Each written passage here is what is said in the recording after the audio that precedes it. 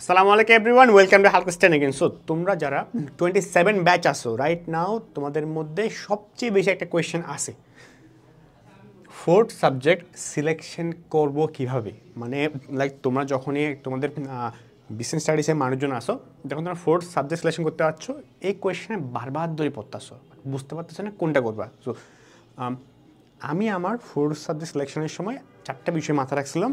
So ওই 4টা বিষয় আমি তোমাকে শেয়ার করব। আই গেস ওটা তোমাকে একটা ভালোই হেল্প করতে পারে। সো 4টা রিজনের মধ্যে হইলো ভাইয়া কী, প্রথমটা হইলো সবচেয়ে ইম্পর্টেন্ট, অ্যাডমিশন টেস্ট রিলেভেন্ট। তোমার যে ফোর্থ সাবজেক্ট তুমি যেটাই নাও, ওটা যেন অ্যাডমিশন টেস্টে রিলেভেন্ট হয়। লাইক অনেকের ক্ষেত্রে হয় যে তোমার ফাইন্যান্স নিবে নাকি মার্কেটিং নিবে, হইতে হবে যেটা অ্যাডমিশন টেস্ট রিলেভেন্ট হয়। দেখো তুমি যদি ঢাকা ইউনিভার্সিটি পরীক্ষা দাও, তাহলে দুইটা রিলেভেন্ট, ফাইন্যান্সও রিলেভেন্ট, মার্কেটিং রিলেভেন্ট। বা ধরো ফাইন্যান্স না ইকোনমিক্স, যদি ইকোনমিক্স ঢাবিতে কিন্তু বিজনেস স্টাডিসের সিনিয়রে ইকোনমিক্স আসে না, ফাইন্যান্স কিন্তু কোয়েশ্চেন আসে, তো গো ফর ফাইন্যান্স চোখ বন্ধ করে। এখন তুমি ভাই আমি তো এটা যদি 26 ব্যাচ দেখো, তুমি বলতে পারো ভাই আমি তো ইকোনমিক্স নিয়ে নিছি, নিয়ে নিলে শেষ, নিয়ে নিলে ওটাই পড়ো, বাট চেষ্টা করো যেটা ইউনিভার্সিটি টেস্টের সাথে রেলিভেন্ট হবে। এটা সবচেয়ে একটা সাবজেক্ট তুমি চিন্তা করে দেখো, তুমি এমন একটা সাবজেক্ট নিলা যেটা তোমার ইউনিভার্সিটি টেস্টে আসবেই না, ওটা কাইন্ড অফ নাম্বার পাইতে পারো বাট ইউনিভার্সিটিতে কাজ করবে না।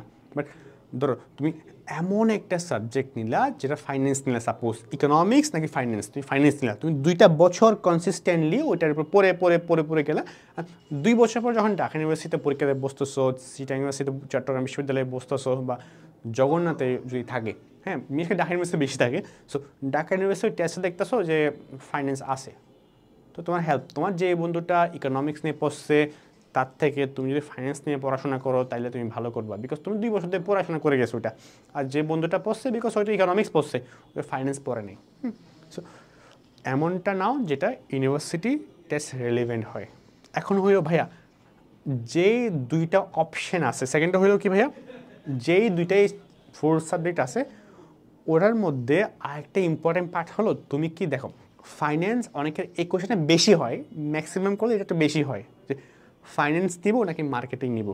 দেখো এটা ফাইন্যান্স মার্কেটিং হইতে হবে কথা নাই, তুমি যদি দেখো ফাইন্যান্সের ক্ষেত্রে যদি বলি, তুমি যদি ম্যাথে ভালো হও, তুমি লাইক ম্যাথে বস, বা ম্যাথ ভালো পারো, বা ম্যাথটা আয়ত্তে ভালো আসে, গো ফর ফাইন্যান্স।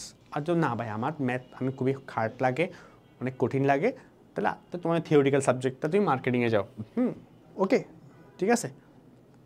আমি কিন্তু যদি ফাইন্যান্স, মার্কেটিং, ইকোনমিক্স, স্ট্যাটিস্টিক্স এই 4টার মধ্যে একটা নিতে হবে এমন হয়, তাহলে আমি বলবো either finance now if you good at math, either marketing now if you good at theory.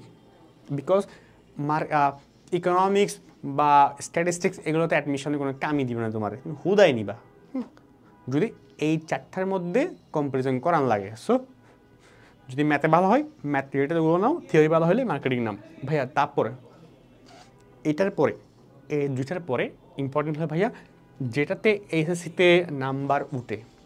অনেকের ক্ষেত্রে দেখা যায় কৃষিশিক্ষা নিব নাকি ইকোনমিক্স নিব বা স্ট্যাটিস্টিক্স নিব।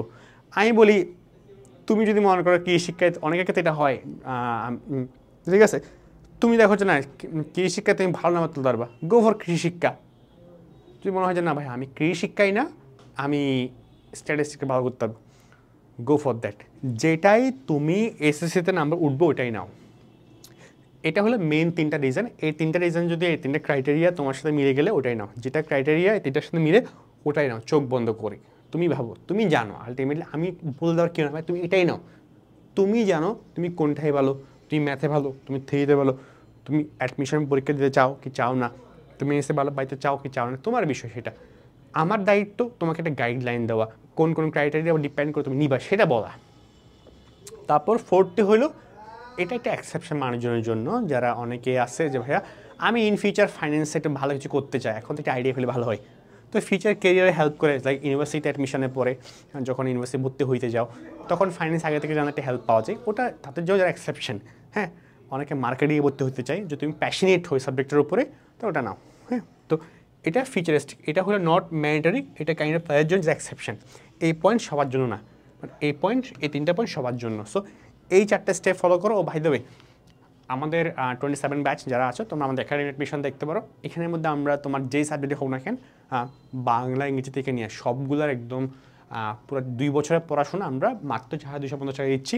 বাই দ্য ওয়ে এটার উপরে কিন্তু এইচএসসি 27 এই কুপনটা ইউজ করলে তুমি আরও 27% ডিসকাউন্ট পাবা। সো পুরো এইচএসসিটা লাইফটা তোমরা এই কোর্স দিয়ে শেষ। আর 26 ব্যাচ রিভাইভ, তোমার যে রিভাইভ প্রোগ্রাম আছে গো ফর ইট, চেক করতে পারো। সো এটাই 4টা পয়েন্ট ফলো করলে ইনশাল্লাহ তোমার 4th সাবজেক্ট কোনটা নিবে ওটা হয়ে যাবে। সো দেখা হচ্ছে পরবর্তী কোনো ভিডিওতে। টিল দেন আল্লাহ হাফেজ, আসসালামু আলাইকুম।